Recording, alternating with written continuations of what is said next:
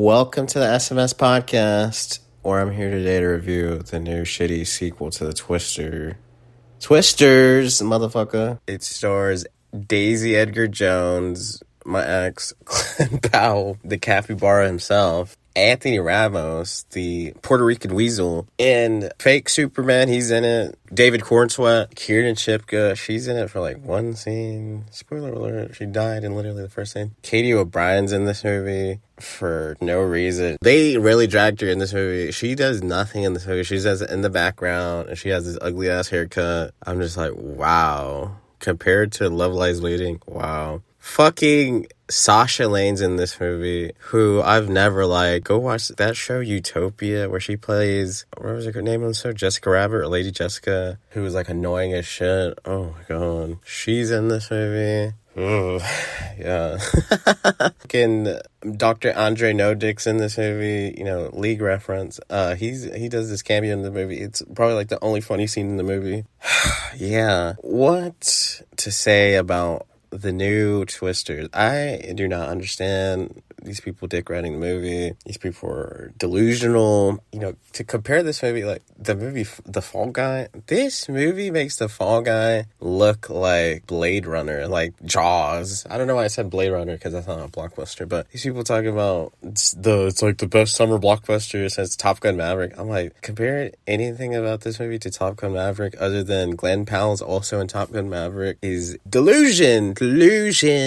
It's just lying. I don't get it. Do these people only watch movies on Netflix? What are we talking about? So let's get into the movie. This movie, it starts off, they're in Tornado Valley, they're in Oklahoma, and we follow the main character played by Daisy named Kate Carter, and she's with her storm chaser crew, which is so obvious they're going to die in the first scene because they're the most generic, bland actors I've ever seen in my life. So yeah, Anthony Ramos is here too, this weasel, and they're talking about they're going to chase the storm, and they show how they're going to disintegrate the tornado or destroy it, and immediately they're going to the storm, and fucking you see Javi driving, and you hear fucking song by Don Omar, Soul Soul, and it took me out of the movie completely. It's a banger, but why the fuck is it in this movie? It makes no sense because the rest of the movie is the most shitty ass country songs I've ever heard in my life. They're all original songs, by the way. We'll get into this connection I have to this movie. But yeah, it's just so bizarre that they're playing this song when it's literally the only song that isn't a country song in this movie. It makes no sense. I think it's trying to set up Javi as being cool. So yeah, they try to do this experiment, but obviously it goes completely wrong, and everyone except Daisy and Javi, because he stayed back, dies. Kate's boyfriend, her friends, because they get caught up in an EFI, which is like the strongest tornado, whatever the fuck. And, this scene, it's cool, because, it was actually kind of funny when these people got flown into the air. I know that's fucked up, but still, it's pretty funny. Especially, Kieran Shipka, she's like, ah! And then the other dude, the Indian dude, he's like, I survived lightning and some shit like that. It was so goofy. And he just gets flown in the air. Some people said that shit really got to me. I'm like, how? Oh my god. Okay. So then we cut 5 years later, and we see Kate. She's on the subway, and her mom calls her. Her mom's played by fucking Maura Tierney, which I don't even know why she's in this movie. It should have just been Helen Hunt, but who gives a fuck? She goes to work, and they establish that she works for an actual organization which keeps track of storms, and apparently she's so smart and everything. They don't really establish how. They never break down how she's this brilliant scientist at all. Also, this whole movie, the way she knows about everything about tornadoes is like she has some fucking sixth sense. They never establish it. She's just like, oh shit, yeah, I felt the wind with my hand. Or with this dandelion. I'm like, okay, what does this even mean? So during the scene where they're at her job, she gets told, oh, somebody's here to see you, and who else would it be but fucking Javi? Even though she doesn't even recognize him, which makes no sense, because, how do you not recognize this fucking weasel with fucking curly-ass hair? And she was like, I don't recognize you because of the haircut. I'm just like, okay. He looks exactly the same. He just has shorter hair. So Javi, he's not working at this tornado radar startup called Stormpar. And he basically recruits Kate. He's like, oh, I want to test out this tornado scanning system because of what happened. You know, I think about it every day. And she doesn't accept. She, like, just walks off wherever they're at. I think they're at a cafe or diner. And then the next scene, you see this fake out scene where she's, like, in bed with her ex because she still has PTSD. And me seeing the scene that she gets a fucking voice note from Javi, even though... this scene is so funny. It's clearly not a voice note. He's like, hey, Kate, look at what happened to this town. They really need our help. And that's the only reason she accepts this job offer, I think. Yes, that's what you can call it. This next scene, okay, this is my connection to the movie. The girl who's singing the song I went to high school with, yeah, this Megan Moroney. That's literally the only connection I have to this movie. That's my connection to this movie, you know. I picked the soundtrack, even though I didn't pick the rest of the soundtrack. I only picked the first two songs. Yeah, she gets to this town, she gets home. That's literally what the song's about. She's like, something about, I'm home, and we meet the rest of the Stormpar team, which they're just like nobodies. I recognize one of the dudes, the Asian dude. He's the guy from the Spider-Man games. I don't know if he was in the second one, but he was definitely in the first one, who played, I don't remember the character, Mr. Nobody? No. He was the electric guy, but they just show his face. I guess they knew that it was like, oh, well, this guy, people who've played the game, they'll recognize him. That's like the only scene he's in. And we meet fucking fake Superman. Not fake Superman, fake Henry Cavill. He's playing Superman. We meet David Cruzet. Honestly, he's probably like the best performance in this movie. Wow. Because he actually brings energy into the movie, and he's a fucking dick. If only every other supporting character was this good, you know. And this whole first act is really bad. It was so bland. Well, the whole movie is. But honestly, I thought it was going to change when Glen Powell shows up in this scene as Tyler Owens, but no, it doesn't. So then we meet Tyler Owens, who's this tornado wrangler. He's a fucking YouTuber. They're from Arkansas, his crew. And the part of his crew, it's Katie O'Brien, Sasha Lane, the guy from Nope, the Latino guy, who does this horrible country accent the whole movie. That shit was so annoying. Holy fuck. He does this hick accent in quotations, and he's like, yeehaw, the entire movie. So we meet them. For some reason, they're with this British journalist. It makes no sense. So then they go chase a tornado, and this first chase scene, fucking Glen Powell's character basically runs fucking Javi and Daisy Edgar off the road. And in my head, I'm just like, wait, the guy who's clearly obsessed with Daisy Edgar Jones, Glen Powell in this movie, would risk injuring the girl whose brains he wants to fuck out in this movie? It was so stupid. I don't think he would even risk that. Like, what? To run them off the road? Out of control. It makes no sense. So this scene in which she tells him that, well, the tornado's heading that way, so we're going that way. But they actually go in the other way, and they follow them. During this scene, this first tornado scene, Kate suffers a panic attack, and she fails at setting up the final scanner, which I don't blame her, because she hasn't done this shit in 5 years. And this dumbass Javi is like, no, you got this, Kate. That's why we brought you out here. I'm just like, because she literally says in the movie, yeah, I'll watch on this one. I'll take the next one. And he's like, no, this is what you're here for. And she drives away. They do successfully launch the scanning system for the next tornado. And this tornado splits into two. And they go follow the actual bigger tornado. And when we see Glen Powell and Brandon Perea, I think that's the dude from Nope, and the journalists, they're like hunkered down.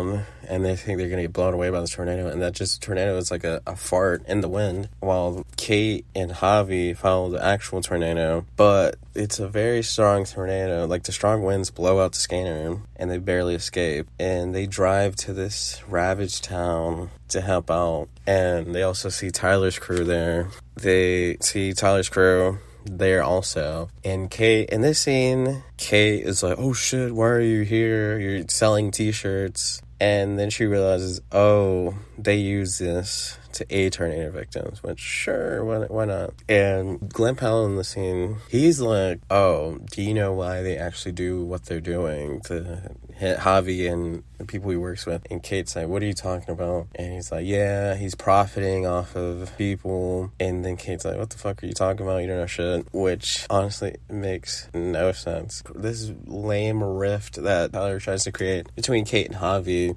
honestly, what he's doing, he's not really that evil. He's literally giving people who's just lost their homes a way out, a way to move on. I don't get how that's malicious. It would be malicious if he was causing them to leave their homes and doing this, but that's not what he's doing. I honestly don't even understand why he would buy this land, because it's absolutely idiotic. But, you know, that's this movie's dumbass script. So then cut later on, and Glen Powell is like following Kate around. He's like, he's stalking her in this movie. He brings her a fucking pizza, Oklahoma pizza, and he's like, oh, I'm gonna take you out. And he takes her to a rodeo, and he's like, so city girl, you ever seen anything like this? And she's like, you keep calling me that, but I lived on a farm. She explains that she's from Oklahoma because he's from Arkansas. And this scene, it's not like the worst line, but it's very corny. She's like, it's not my first rodeo. So this whole movie, you know, Daisy, she has this southern accent. You can definitely hear it. It's like sometimes it's turned up. It's not like Brenda Perea. Some scenes you don't hear it, then some scenes you do. That was a little bit distracting. So when they're at this fucking rodeo, a fucking tornado hits, and they go to this motel. They go back. And this scene, it's so fucking awkward. This scene that's in the motel. They go into this hotel. They're trying to find out if there's like a shelter in this hotel, if there's a basement. And we get this weird cameo from Bill Paxton's son. And it's so goofy. It's so unfunny. He's like, oh, there's no AC in the room. And it's just like him arguing with the hotel lobby manager. And he's like, oh, you want to get fired? And he's like, so I just started here. So then eventually this tornado hits. And there's like a girl that's with Bill Paxton's son. And she's like, oh, 9 times out of 10, it's not even a real tornado. And then like a few seconds later, the tornado hits. And just like, oh shit, it's a real tornado. I'm just like, shut the fuck up. When this big ass tornado hits, they take shelter in this empty pool. And honestly, this is probably the best scene of the movie, because it's definitely the most tense. Like after this tornado hits, Javi pulls up. And he's like, oh, you were here with Glen Powell the whole time? And she's like, why does it matter? And she brings up how he works with the guy buying up all that land. His name is Marshall Riggs. And he's like, whoa, what are you talking about? You don't know what the fuck you're talking about. And the end of them talking is wild, because he straight up blames Kate for the death of both of their friends. And then Kate's like, whoa, how dare you even say that shit? And she steals his fucking truck. And she goes back home to her mother's farm, Sepulpa. I'm pretty sure it's hours away. It's wild. I'm just like, hold up, what is this, GTA? Like, she just really just stole his car. And it's like a brand new truck too. But wow, it's insane that he really blames her for their deaths. Like, that shit was out of control. Because she was the leader, so I guess, yeah, sure, but, like, it's not her fault. How would she know this fucking tornado was gonna be as big as it was? And how would she know? Like, it's not, I know she has the sixth sense, but she's not a psychic. Like, what the fuck? That was insane that he even said that. Because, honestly, he should be part of the blame, too, if he really wants to go there. So Kate goes back home to her mother, Maura Tierney, in which obviously it should have been Helen Hunt, because why is Maura, why do you have a 90s actress in this movie and it not be Helen Hunt? It makes no sense. The next day, we also get fucking Tyler Owens pulling up, and she's like, how did you find me? He really says some shit like, oh, I remembered your name on the news. And he's like, I'm sorry for your friends. I'm just like, that's really what they wrote in this movie. Like, yeah, he found her because her name was on the news. That's how he found her. Like, he looked up her name online. What? This is literal stalking. It's crazy. Nobody's pointing this out. I mean, he's basically Joe Goldberg in this movie. He's stalking her the whole movie, obsessed with her. It's crazy. And he meets up with Kate, and then Kate's mom is like, are you staying? And she's like, no, you're staying for dinner. She's like, Kate set up the table in this unfunny scene. Eventually, Tyler finds her research, and he's like, oh, wait, this is what you were trying to do the whole time, this disruption theory? And Kate is, like, distraught because she's like, well, no. And he's like, why haven't you tried it again? She's like, oh, because it failed, because my friends died, blah, blah, blah. And then he's like, well, do you want to try it again? I think he asked her that verse, and then she said that. And, of course, she finally accepts. The next day, she's like, so what'd you say about wanting to try my experiment out again? So they try this experiment the next day, and it fails. We see Javi. He's back with fake Henry Cavill. He gives her the scanning data of his company that he actually needs to use. And they're just like, wow, he gave us all the data. And she changes up the experiment. She adds material that helps him out. Eventually, we meet back up with Tyler's crew. And they go on to track another tornado, and is now developing near this town called El Reno. And fucking Javi's truck, they nearly die, and they barely escape because this tornado hit an oil refinery, and the tornado catches fire. So Javi then heads to El Reno to help out, and he quits Stormpart, and he just tells fake Henry how he's like, you could do this shit by yourself, fuck you. And then we cut back to Kate and Tyler evacuating everyone. Which, oh my god, don't even get me started. This town is like doing a fucking town festival. There's a fucking baseball game going on. Like, what? Oh, you're telling me they wouldn't have already evacuated, even though this shit should have even been going on. But shitty scripts, you know, what are you gonna do? So a fucking streetcar taps Tyler. In the beginning of the movie, too, there's this scene where they talk about you gotta use leverage. Because Kate, by herself, she was literally gonna try to push over this tilted trailer. If all this heavy shit, I was like, Daisy Edgar Jones, I don't even think she's probably 120. I doubt she can push any of these by herself, but she's trying to push these fucking trailer full of barrels with shit filled to the brim. And that scene, her fucking boyfriend, he uses like pallet to leverage it up, and then they push it, the whole crew. And then this dumbass scene, they do the same thing with Javi, and he rescues Tyler from under the streetcar to save Tyler. So then they help this town hide in this movie theater, which has literally no shelter at all inside of it, even though they live in Tornado Alley. But who cares, right? And then, oh my god, the dumbest shit in the whole movie. Fucking Kate abandons them all because they're like, oh, we don't know how we're gonna survive this. This tornado is too big. So Kate has the bright idea of stealing Tyler's truck by herself to go into the tornado and try this experiment.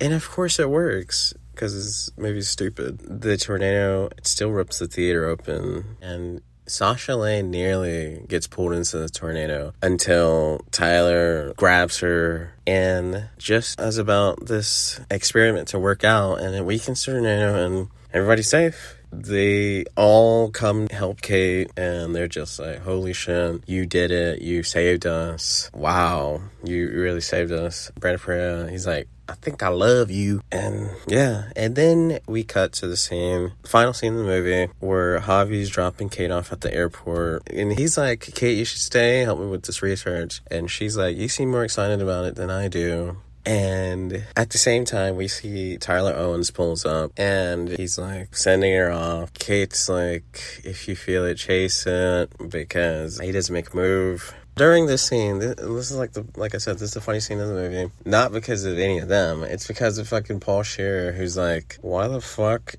are you blocking traffic? He's like, whoa, what are you doing? Get the fuck out the way. Move your truck. And Glen Powell, he does this insane shit. He literally plants the truck down on this concrete. And I'm just like, dog, like, what are we doing here? And that shit was so stupid. And I'm pretty sure Paul Scheer's vein exploded in his head when that happened. So after that happens, Tyler meets up with Kate again, and there's something on the PA that announces, like, there's these strong winds, flight delayed, and obviously they're gonna go chase more tornadoes. The end. Oh my god, fuck. Jesus. So long. Oof. Yeah. Let me get into the positives and negatives of this movie. The positives, Daisy Edgar, she tries her best because this script is dog shit. There's really nothing that she can do because her character, in the way her character's set up, she really tries her best to pull off this character who is like, oh, she's this brilliant scientist. She's fucking the smartest people on the planet. And the only way they explain that is because she has this fucking fake ass sixth sense. And you see her using it with this fucking, like, the first scene she uses this fucking dandelion, in which I guess it's because where the wind direction goes. So stupid. Another positive, at least the special effects weren't that terrible. I mean, they looked like the last scene, they looked pretty bad. It just looked like a black big ass blob tornado, final boss tornado. That shit was dumb. But the rest of the scenes, they looked decent. Glen Powell, he tries his best in this movie also. He really has nothing to do other than stalk Kate or say, if you feel it, chase it. That's all he does in this movie. Fuck. Is there any other positives? Oh, Paul Scheer's cameo. The tornado scene at the motel, that was definitely the best scene of the movie. That was definitely a positive, especially how tense it was and how thrilling it was. Another positive, fake Henry Cavill. I think he was probably the best performance in the movie. Yeah, so let's get into the negatives. Ooh, the look of the movie. I hated the look of the movie. It looked so bland. I understand why, but at least add, like, a little bit of flavor to the movie. The soundtrack of this movie, oh my fucking god, it was so fucking ass. Holy shit. Every scene in the soundtrack, except for the first two music drops of Don Omar and Megan Moroney, my classmate. I'm just joking. I don't think I had one class with her. Her song, it was legit the only good song made for the soundtrack in the movie, because at least it was a little subtle. It wasn't very subtle. The lyrics weren't subtle, but, like, the song itself, it wasn't fucking blaring out. It was just a ballad. Every other song, though, it tries to make you hype, and I'm just like, bro, these songs are ass as fuck. Holy shit. Especially the song that's playing during the introduction of Tyler Owens, in which the trailer for this movie, that scene in the trailer actually made me want to watch this movie. But the way that the scene is in the movie, if you can feel it, chase it. And while that's happening, this ass song is blaring loud as fuck, and it just ruins the scene in the movie. I don't understand the editors or the director. He didn't realize, oh, maybe I shouldn't have this song in the scene. The rest of the songs, oh my god, they're so fucking loud and bad. They're just so bad. Like, holy shit, they're just like butt rock country songs. Apparently, every song in this movie, apparently they're all from the biggest country artists of today. Holy shit, wow. I mean, Jesus, this is what you fucking rednecks listen to? Fuck me, dog. Oh my god, that shit's so bad. Also, another negative, every character that isn't Daisy or Tyler or even fake Henry Cavill, they were all annoying as shit. Holy fuck. Especially Brandon Pereira's character, who's just mocking people in the South with that hick accent. Who's just like, yeehaw, the whole movie. Like, Jesus, dude, get the fuck out of here. Holy shit. Sasha Lane, she was so goofy in the movie. I don't know if she's supposed to have a tick in the movie. She looked out of control. Katie O'Brien, they just ruined Katie O'Brien. Like, why is she even in the movie? The crew was so goofy. Like, they're just there to fill out the cast, I assume. Even Maura Tierney's character, who plays Kate's mom, every line of hers is like she's making a wink at the audience, like, oh my god, like, especially that scene where she's like, oh, I'll make the food, go set the table. It's so goofy. Oh my god. I haven't even gotten to Javi's character. Oh my god. Anthony Ramos in this movie is so annoying and lame. Every single scene he's in with Daisy Jones, he's just like, damn, I wish I had that. Dog, she clearly don't want you. But the fact that the final scene is him like, oh, I can't believe you're letting her go away, to Glen Powell, when the whole movie he's trying to get with Daisy Edgar Jones. That makes no fucking sense at all. Especially all the shit he does, because like she doesn't want him, so he's like, bro, what the fuck, why does she want me? Especially that scene where he's like, oh, you got our friends killed because you wanted to get a grant. Holy shit. It's just out of control. The whole movie, he wants to get with Daisy Edgar Jones. I mean, who doesn't? But for the final scene of the movie, for him to just be like, how are you not going to chase her? What? That makes no sense. It didn't fit the character at all, because he wanted to get with her the whole movie.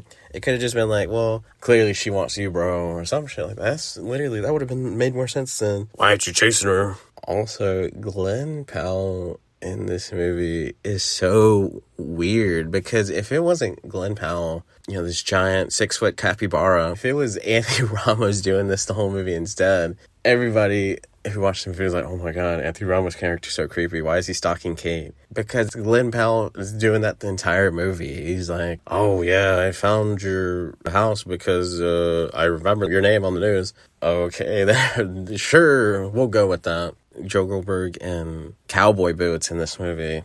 Yeah, another negative. The script, obviously. I think I said that multiple times by now. Especially with the way how Daisy's character is written, in which they don't explain at all why she can feel the wind. She's like, oh, I have the sixth sense. They're just like, oh, she's so smart. Especially when Javi hypes her up, like, to the rest of the Storm Park crew. He's like, this is Kate. This is the smartest person I know. She knows everything about a tornado. And they just don't explain it at all. They don't explain, well, it's because of this or it's because of that. Glen Powell's crew, the way they're written, that Glen Powell is the only one who's been to college and the rest of them are just dumbasses who's like, well, I don't believe in that school crap. Clearly not, because all of you are morons. Oh my god, I didn't even get into the journalist. His character was so pointless in this movie. He should have been written out in the first rewrite of this movie, which probably this movie's been written like at least 5 different times. Yeah, that's all I have to say about this movie. I would give it a 4 out of 10. Thank you for listening. Go rate the podcast 5 stars on Apple and Spotify. That's all I gotta say. Bye.